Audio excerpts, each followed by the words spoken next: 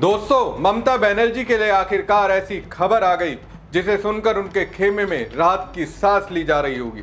पिछले कई दिनों से ऐसा माहौल बनाया जा रहा था मानो टीएमसी का खेल खत्म हो गया हो, पार्टी हाथ से निकल चुकी हो और बागी नेता बस कब्जे का ऐलान करने ही वाले हो। लेकिन अब अचानक ऐसा मोड़ आया जिसने पूरे खेल का गणित ही बिगाड़ दिया। यानी जिस ऑपरेशन को ममता बनर्जी के खिलाफ सबसे बड़ा सियासी वार बताया जा रहा था, उसी ऑपरेशन की हालत खराब हो गई। जो लोग टीएमसी की उल्टी गिनती शुरू कर चुके थे, उनके सामने अब नई मुश्किल खड़ी होती दिख रही है। तो क्या बागियों का दावा कमजोर पड़ रहा है? क्या बीजेपी और टीएमसी के बागी नेताओं ने जीत का जश्न कुछ ज्यादा जल्दी मना लिया? और क्या ममता बनर्जी आखिरी वक्त में ऐसा दाव खेल गई जिससे पूरा खेल ही पलट सकता है? बंगाल की राजनीति में आया ये नया ट्विस्ट बेहद दिलचस्प है, क्योंकि यहाँ कहानी अब वैसी नहीं दिख रही जैसे कुछ दिन पहले दिखाई जा रही थी। आखिर ममता के लिए आई ये बड़ी गुड न्यूज क्या है और क्यों इससे बागी खेमे की धड़कनें बढ़ सकती हैं? नमस्कार दोस्तों, मैं हूं परवीन सानी। दोस्तों, ममता बनर्जी के लिए आखिरकार एक बड़ी राहत की खबर सामने आई है। पिछले कई दिनों से बंगाल की राजनीति में सिर्फ एक ही चर्चा चल रही थी कि टीएमसी के सांसद बड़ी संख्या में बागी खेमे के साथ जा चुके हैं और अब पार्टी पर बड़ा संकट मंडरा रहा है। लेकिन इसी बीच जयनगर से टीएमसी सांसद प्रतिभा मंडल ने ऐसा बयान दिया जिससे पूरे मामले का रुख बदल दिया। प्रतिभा मंडल का नाम उन सांसदों में शामिल बताया जा रहा था जिनके बारे में दावा किया जा रहा था कि उन्होंने बागी खेमे के समर्थन वाले पत्र पर साइन किए हैं। लेकिन प्रतिभा मंडल ने साफ शब्दों में कहा कि उन्होंने किसी भी ऐसे दस्तावेज पर साइन नहीं किए हैं। इतना ही नहीं, उन्होंने बागी खेमे को खुली चुनौती देते हुए कहा कि अगर वास्तव में 20 सांसद उनके साथ हैं तो फिर सभी सांसदों के साइन वाले पत्र सार्वजनिक क्यों नहीं किए जा रहे? आखिर ये दस्तावेज मीडिया के सामने क्यों नहीं लाए जा रहे? दोस्तों, सुनने में एक साधारण बयान लग सकता है, लेकिन राजनीतिक तौर पर इसका महत्व बहुत बड़ा है, क्योंकि पिछले कई दिनों से बागी खेमे की पूरी ताकत एक ही दावे पर टिकी हुई है, 20 सांसदों का समर्थन।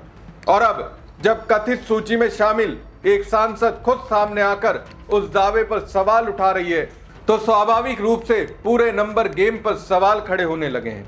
यही वजह है कि अब पहली बार ममता बनर्जी के लिए उम्मीद की किरण दिखाई दे रही है। दरअसल पिछले कुछ दिनों से ऐसा माहौल बनाया जा रहा था मानो टीएमसी का खेल खत्म हो चुका है। पहले बड़ी संख्या में विधायकों के पार्टी छोड़ने की खबरें आई, फिर सांसदों की बगावत की चर्चा शुरू हुई। उसके बाद ककोली घोष दस्तीदार ने दावा कर दिया कि उनके साथ टीएमसी के 20 सांसद हैं और ये सांसद लोकसभा अध्यक्ष ओम बिरला को समर्थन पत्र भी सौंप चुके हैं। अगर ये दावा पूरी तरह सच साबित हो जाता तो मामला सिर्फ कुछ नेताओं के पार्टी छोड़ने तक सीमित नहीं रहता। तब ये लड़ाई सीधे सीधे टीएमसी के अस्तित्व की लड़ाई बन जाती, क्योंकि लोकसभा में टीएमसी के कुल 28 सांसद हैं और दल बदल कानून के तहत किसी भी गुट को अयोग्यता से बचने के लिए 2/3 यानी कम से कम 19 सांसदों का समर्थन चाहिए। बागी खेमा 20 सांसदों का दावा कर रहा है, यानी एक सांसद भी इधर से उधर हुआ तो पूरा गणित बदल सकता है। और दोस्तों, राजनीति में कई बार पूरा खेल एक आंकड़े पे टिक जाता है।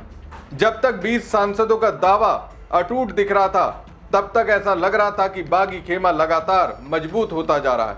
लेकिन अब प्रतिभा मंडल के बयान ने उस दावे में पहली दरार डाल दी है। यहीं पर ममता बनर्जी के लिए दूसरी राहत भी दिखाई देती है, क्योंकि संकट की इस घड़ी में कुछ बड़े चेहरे अभी भी उनके साथ खड़े नजर आ रहे हैं।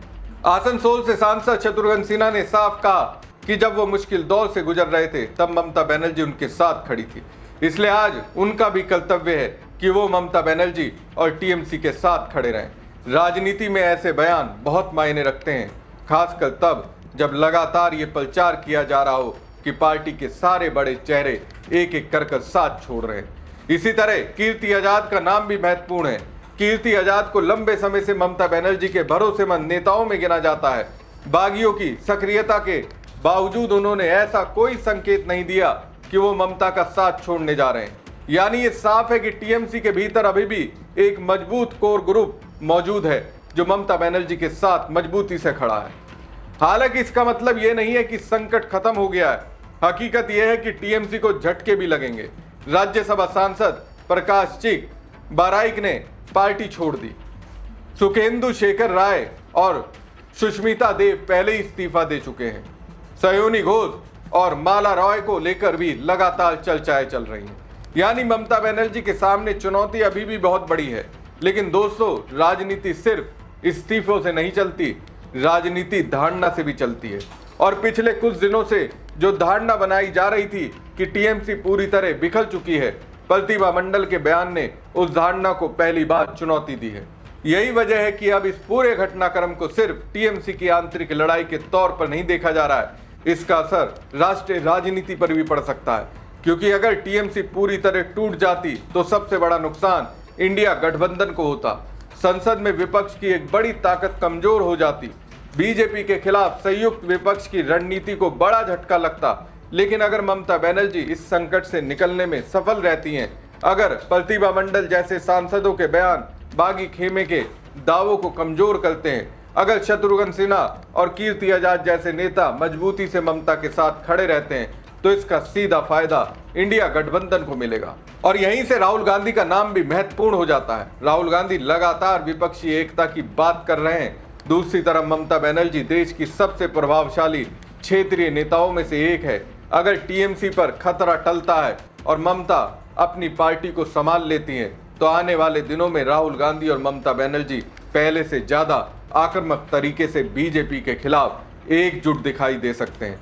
संसद में हो, सड़क पर हो या चुनावी रणनीति, दोनों दलों के बीच तालमेल बढ़ सकता है। क्योंकि राजनीति में सबसे पहले अपनी ताकत बचाई जाती है, उसके बाद विरोधी से लड़ाई लड़ी जाती है। अगर ममता बनर्जी इस बगावत को रोकने में सफल हो जाती है, तो ये सिर्फ उनकी व्यक्तिगत जीत नहीं होगी, ये टीएमसी की जीत होगी, इंडिया गठबंधन की जीत होगी और बीजेपी के खिलाफ विपक्षी राजनीति को नई ताकत देने वाला घटनाक्रम साबित हो सकता है। फिलहाल सबकी नजर एक ही सवाल पर टिकी है, क्या बागी खेमे के पास वास्तव में 20 सांसद हैं? क्योंकि अगर इस सवाल का जवाब नहीं निकला, तो जिस कहानी को ममता बनर्जी की राजनीतिक अंत की कहानी बताया जा रहा था, वही कहानी उनकी सबसे बड़ी वापसी की शुरुआत भी बन सकती है। दोस्तों, जिस ऑपरेशन लोटस को लेकर कहा जा रहा था कि बीजेपी ने ममता बनर्जी को बड़ा झटका दे दिया है, उसी खेल में अब ऐसा ट्विस्ट आ गया है जिसने पूरा सियासी पासा ही पलट दिया है। कहानी यहां से शुरू होती है कि टीएमसी को तोड़ने और लोकसभा में बड़ी बगावत दिखाने के लिए बागी खेमे ने जिस 20 सांसदों के नंबर गेम का दावा किया था, वही अब धीरे धीरे बिखरता हुआ नजर आ रहा है। कल तक जहां कहा जा रहा था कि उनके पास 19 सांसदों का समर्थन है, वहीं अब यह आंकड़ा घटकर 17 तक पहुंचने की बात सामने आ रही है। और इसी बीच सबसे बड़ा झटका तब लगा जब 2 सांसदों के वापस ममता बनर्जी के पाले में लौटने की चर्चाएं तेज हो गई। यानी जो कहानी पूरी मजबूती के साथ बीजेपी के पक्ष में दिखाई जा रही थी, वही कहानी अब खुद सवालों के घेरे में आ गई। सबसे बड़ा नाम इस पूरे घटनाक्रम में शत्रुघ्न सिन्हा का सामने आया है। राजनीतिक तौर पर उनका रुख बेहद अहम माना जा रहा है। कहा जा रहा है कि उनके रुख ने इस पूरे नंबर गेम को हिलाकर रख दिया है और टीएमसी खेमे को एक नई मजबूती दे दी है। वहीं प्रतिभा मंडल के रुख ने भी बागी खेमे के दावों पर गंभीर सवाल खड़े कर दिए। दूसरी तरफ जिस काकोली घोष के सहारे बीजेपी और बागी खेमा अपनी पूरी रणनीति को पुख्ता मानकर चल रहा था, वही रणनीति अब कमजोर पड़ती दिख रही है। कहा तो यहां तक जा रहा है कि जिन चेहरों के दम पर यह पूरा ऑपरेशन खड़ा किया गया था, उनमें भी अब दरारें साफ नजर आने लगी है। सयोनी घोष और सुष्मिता देव जैसे नामों को लेकर भी जो सियासी समीकरण बनाए जा रहे थे, वो भी अब उतने मजबूत नहीं दिख रहे हैं जितने शुरुआत में बताए जा रहे थे। राजनीतिक गलियारों में चर्चा है कि ये पूरा नंबर गेम अब बिखरता हुआ दिखाई दे रहा है। राजनीतिक गलियारों में चर्चा है कि ये पूरा नंबर गेम अब बिखरता हुआ दिखाई दे रहा है। और अगर ये आंकड़ा 17 तक ही सीमित रहता है, तो फिर सबसे बड़ा सवाल यही उठता है कि क्या बागी खेमे की पूरी राजनीतिक कवायद अब कानूनी और सियासी दोनों मोर्चों पर कमजोर पड़ने जा रही है।